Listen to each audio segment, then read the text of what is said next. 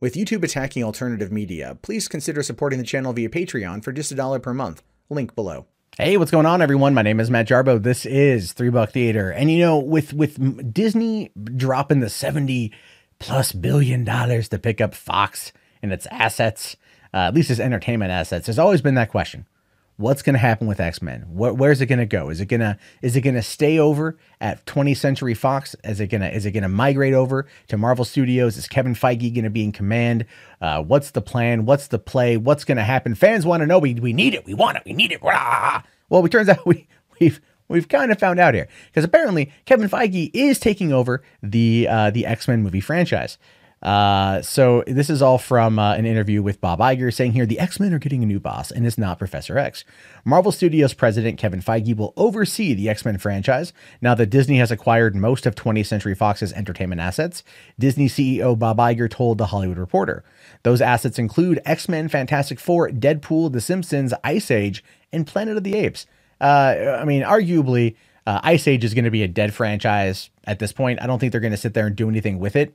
Maybe they're going to like re-release them on Blu-ray and a big pack or something along those lines to make some more money. But I'd say Ice Age is basically done. Blue Sky is not going to be making any more movies. They're effectively going to close the studio. I'm hoping that they release them so that they can go and seek funding to go make more movies, because Blue Sky is actually pretty good, but that's going to happen. Simpsons is clearly going to be around. They're not going to go anywhere. In fact, now they're going to be Lisa's basically a Disney princess now at this point. So there's that. They're going to be around for a while. Planet of the Apes is a fantastic franchise, but it kind of wrapped up Caesar's story and War for the Planet of the Apes. So I don't know if Disney's going to do anything with that. But the Deadpool is the one a lot of people care about. Is it going to stay rated R? Iger says yes, but for how long? I don't know. I don't know. I have a feeling it's not going to be as good as they want. But he goes on to say here that when it comes to Kevin Feige, says it only makes sense, Iger said, about the absorption of the newly acquired franchises.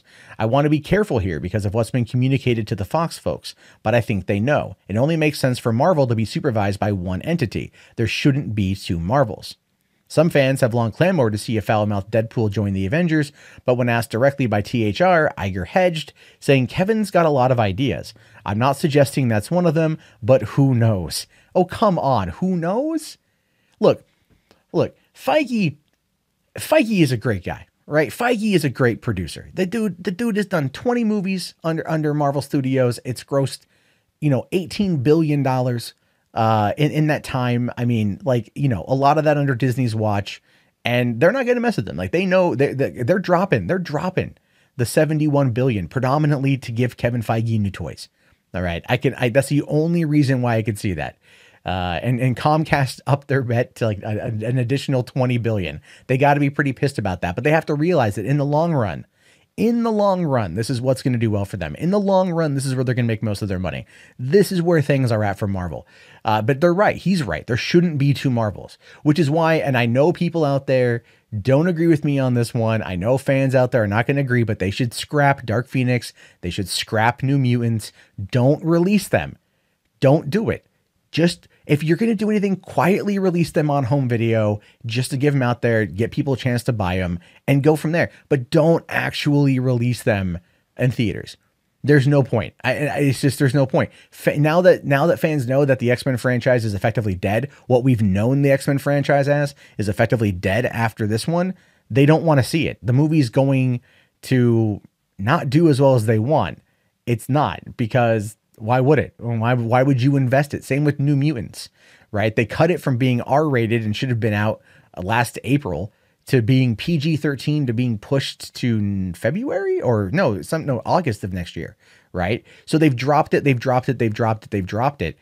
because they want it to be something wholly different than what it was, because they want to make sure that they're able to get to get the most money out of it by making a PG-13 and trying to somehow tie it in to the Disney, the X-Men films or Marvel films. I don't know. I don't know. Now, it says here that Deadpool star Ryan Reynolds isn't against the idea. When a fan tweeted an apparently photoshopped image of Deadpool and Avengers leader Captain America together in June, Reynolds responded, "It's real in my heart."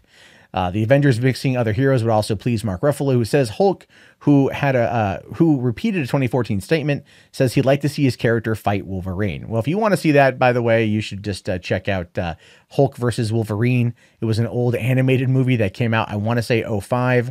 That was done by Lionsgate, of all things. Like, Lionsgate published a lot of Marvel animated content back then.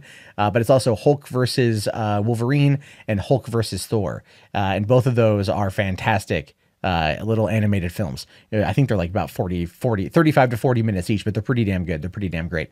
So, okay, so going back to on topics, I kind of jumped off topic with that one there. It's the problem with reading the articles is Feige being the one to kind of rein everything in is going to be for the best. With Fantastic Four, introducing that in there, I have a feeling that there was a great fan theory that I think would be awesome, because at the end of Spider-Man Homecoming, we know that Tony Stark was selling Avengers Tower, but who was going to be moving in? In the back of my mind, I thought, hey, that would be good for Fantastic Four, but of course it's not going to be the right right studio. Well, now here it is a year and some change later, and that's looking like a reality. And we know that Spider-Man Far From Home is going to be him going overseas. And, the end of the movie could have him coming back to New York and looking at the Avengers Tower and seeing that it's now the home of Fantastic Four, the Baxter building.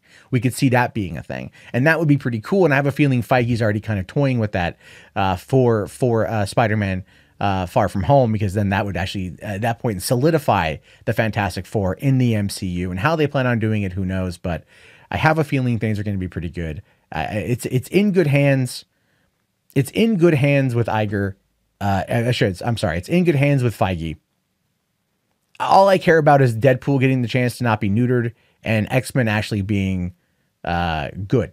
So again, this it's going to be a wild couple years, but they're in good hands, and I'm excited to see what happens next. Anyway, what do you guys have to say about this? Let me know down in the comments. If you made it this far into the video, type X-Men into the chat so I know you guys made it there. If you haven't already, please thumbs up the video, subscribe, and check back often for more movie commentary from me. My name is, of course, Matt Jarbo. This has been 3 Buck Theater. I'll talk to you guys later. Have yourself a fantastic day, and peace out.